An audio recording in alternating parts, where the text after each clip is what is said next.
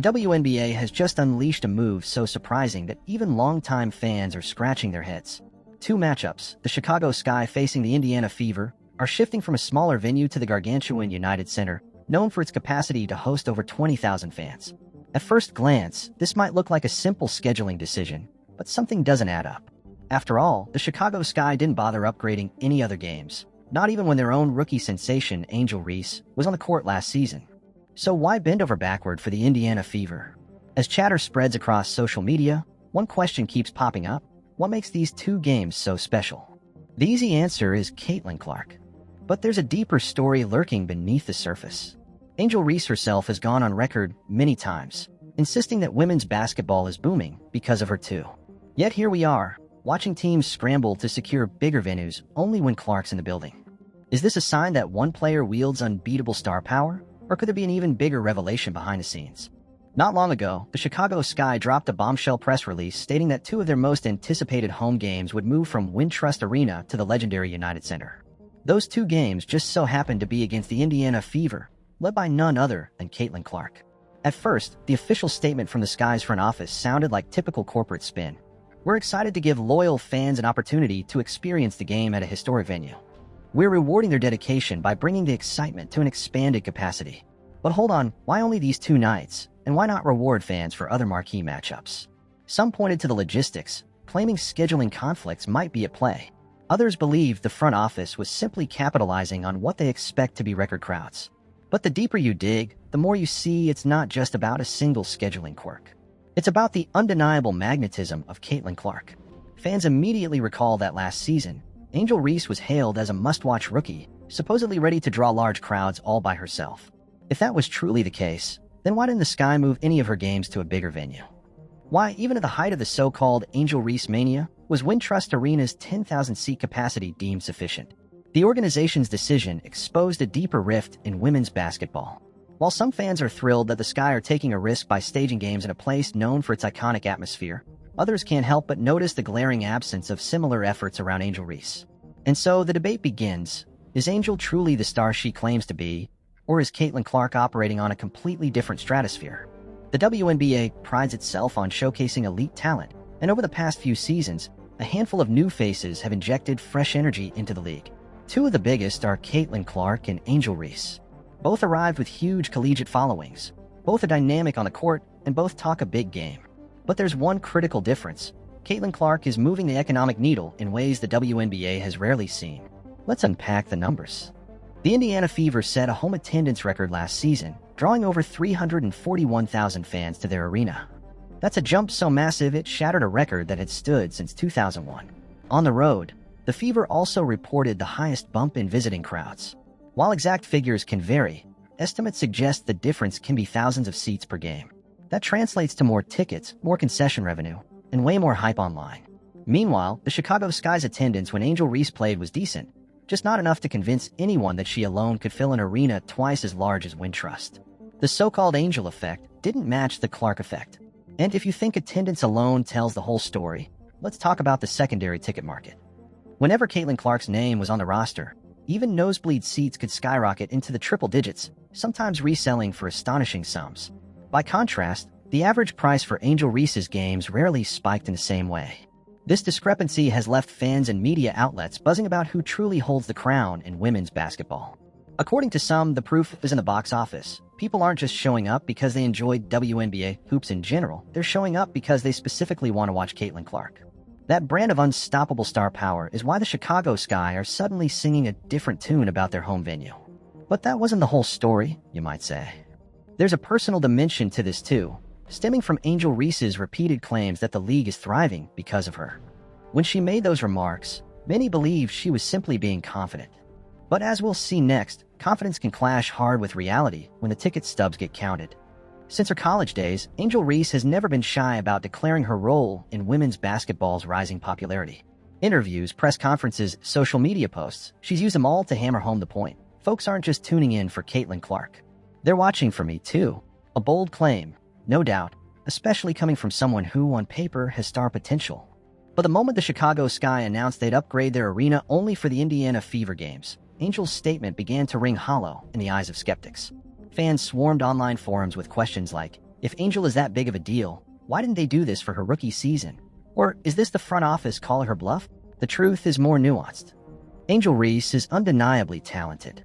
She has a huge online following and has made waves on social media. Yet, all the tweets in the world can't override cold, hard attendance figures. The Chicago Sky, like any professional franchise, make decisions based on revenue, brand exposure, and profitability. If Angel truly filled seats the way Caitlin Clark does, they'd have no reason to hold back from moving her games to a larger, more profitable location.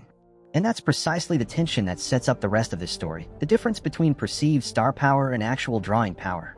Once that difference became impossible to ignore, the league and its teams started making moves that left Angel Reese on the outside looking in. If this was just about the Chicago Sky, maybe Angel Reese could brush it off as a fluke. But the phenomenon isn't isolated. Look around the WNBA, and you'll notice a pattern. Teams aren't just scheduling more fan giveaways or marketing campaigns when Caitlin Clark hits town. They're literally moving entire games to bigger arenas. The Washington Mystics are hosting the Fever at Baltimore's CFG Bank Arena, which seats nearly 15,000, substantially larger than their usual home venue. Meanwhile, the Connecticut Sun are planning to feature Clark at Boston's famed TD Garden.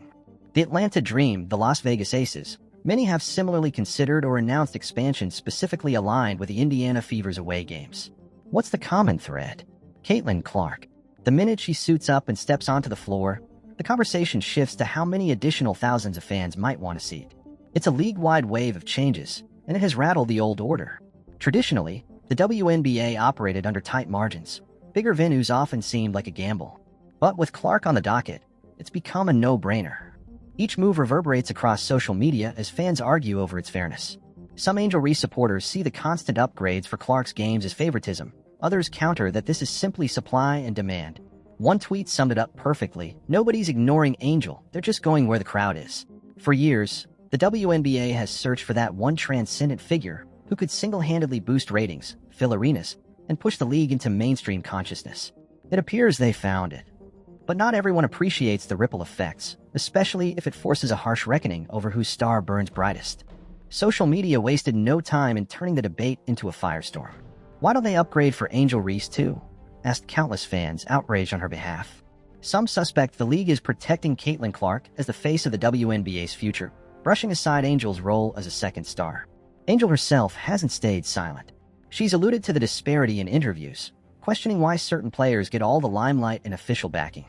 In a few candid moments, she's even appeared to take shots at the league's marketing decisions, calling them lopsided or short-sighted. But other fans and analysts took a harder stance, pointing out that pro basketball is a business before it's anything else. The attendance numbers are the attendance numbers, read one viral post. You can't argue with empty seats. If Angel isn't selling out 10,000, you don't move her to 20,000. In the midst of all this, the Chicago Sky's own explanation didn't help matters. By framing the United Center decision as a reward to loyal fans, while ignoring the fact that no other matchups got the same upgrade, they inadvertently poured gasoline on the fire. Many took the statement to mean only fans who come out for Caitlin Clark deserve the big arena experience. Whether or not that's the intended message, it's how it landed with countless supporters of the league, especially those rallying behind Angel Reese. And what happened next would shock everyone. Might sound like a cliché cliffhanger, but it's an apt description of how quickly the rest of the WNBA followed suit. If you think only the Chicago Sky are upgrading, you're in for another surprise. Underneath all the drama, the WNBA is dealing with raw economics that can't be denied. Last season, the Indiana Fever saw a league-shattering home attendance record of more than 341,000 fans. They broke the 20,000 attendance threshold 3 separate times in 2024 alone. Meanwhile, the Chicago Sky's single-game attendance record, over 16,000, dates back to 2016, well before Angel Reese even entered college. These numbers aren't flukes. Every time Caitlin Clark's name appears on a ticket, the business side of the WNBA lights up. Secondary market ticket sales, merchandise, sponsorship deals, they all see a noticeable bump. Some insiders claim that more than a quarter of the WNBA's overall revenue in the past year can be attributed directly or indirectly to Clark's involvement. If you're a team executive looking at the balance sheet, the choice is easy.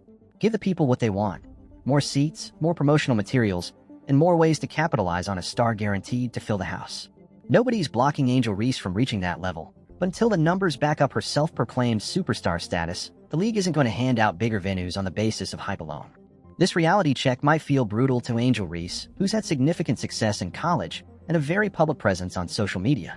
But the WNBA is an entirely different ballgame. You either produce tangible, profitable results, or you watch from the sidelines as your rival does exactly that. Love it or hate it, that's how professional sports has always worked. Here's where things get really intriguing. The WNBA has spent years trying to break new ground. Attendance has often been overshadowed by bigger men's leagues. Television deals sometimes felt lackluster, and overall revenue growth was steady but slow. Now, with Caitlin Clark in the mix, you're seeing a dynamic shift. Multiple franchises have tasted the financial windfall of hosting the Fever. Each time, they realize there's money on the table if they can accommodate thousands more fans. The league is experiencing a wave of momentum, and it's all because one player has managed to capture mainstream attention like no one before. What does this mean for Angel Reese? She has a golden opportunity if she chooses to seize it. Intense rivalries often elevate both players involved. If Angel can step up her game, refine her skills, and keep the conversation about her performance rather than her marketing claims, she might build the same kind of unstoppable following Clark currently commands. In a broader sense, women's basketball may enter a golden era if multiple stars begin to attract sellout crowds. Imagine a scenario where players like Angel Reese, Paige Buchers, and other up-and-comers all draw their own rabid fan bases, forcing the entire league into bigger arenas game after game. The potential for growth is enormous if the WNBA can harness the momentum and avoid turning off fans with one-sided promotions. In the end, the upgrade to the United Center isn't just about a bigger venue or a fancier stage. It's a flashing neon sign that shouts, "Caitlin Clark sells tickets, and it's time for everyone else to catch up." Angel Reese, for all her swagger, hasn't been able to replicate that phenomena. But here's the catch. A single star can transform an entire league, but sustained growth often requires multiple powerhouses. One day, we may look back on these controversies as the spark that ignited an arms race for star power in the WNBA. And if Angel Reese finds a way to match Caitlin Clark's drawing power, we could see a rivalry that defines the next decade of women's basketball. So what do you think? Is this an era-defining moment that will force every WNBA team to consider bigger arenas and bolder moves? Or is it simply a Caitlin Clark phenomenon that will fade once she's not the newest face on the scene? Share your take below, and don't hold back. Whichever side you're on, buckle up, because the landscape of women's basketball is changing faster than anyone could have predicted. Thank you for joining us on this deep dive. If you found this eye-opening, smash that like button, subscribe for more, and turn on notifications so you're the first to know when the next shocking development drops. After all, the WNBA is heating up in ways even the critics never saw coming, and you won't want to miss a second of it.